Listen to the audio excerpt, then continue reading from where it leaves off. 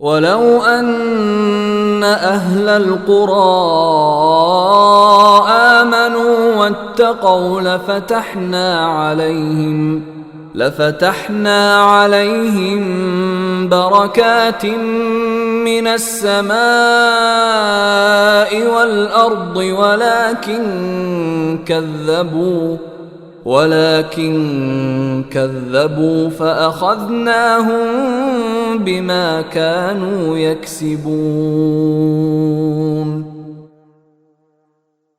اور اگر یہ بستیوں والے ایمان لے آتے اور تقوی اختیار کر لیتے تو ہم ان پر آسمان اور زمین دونوں طرف سے برکتوں کے دروازے کھول دیتے، لیکن انہوں نے حق کو جھٹلایا، اس لیے ان کی مسلسل بدعملی کی پاداش میں ہم نے ان کو اپنی پکڑ میں لے لیا۔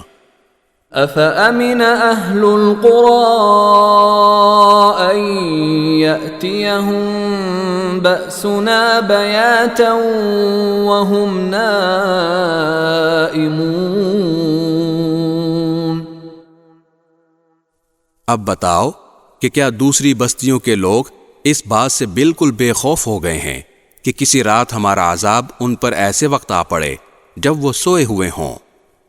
أَوَأَمِنَ أَهْلُ الْقُرَىٰ أَن يَأْتِيَهُم بَأْسُنَا ضُحًى وَهُمْ يَلْعَبُونَ۔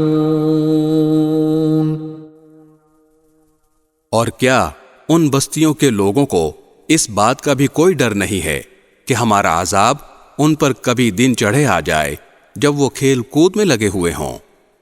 أَفَأَمِنُوا مَكْرَ اللَّهِ فَلَا يَأْمَنُ مَكْرَ اللَّهِ إِلَّا الْقَوْمُ الْخَاسِرُونَ۔ بھلا کیا یہ لوگ اللہ کی دی ہوئی ڈھیل کے انجام سے بے فکر ہو چکے ہیں؟ اگر ایسا ہے تو یہ یاد رکھیں کہ اللہ کی دی ہوئی ڈھیل سے وہی لوگ بے فکر ہو بیٹھتے ہیں جو آخرکار نقصان اٹھانے والے ہوتے ہیں۔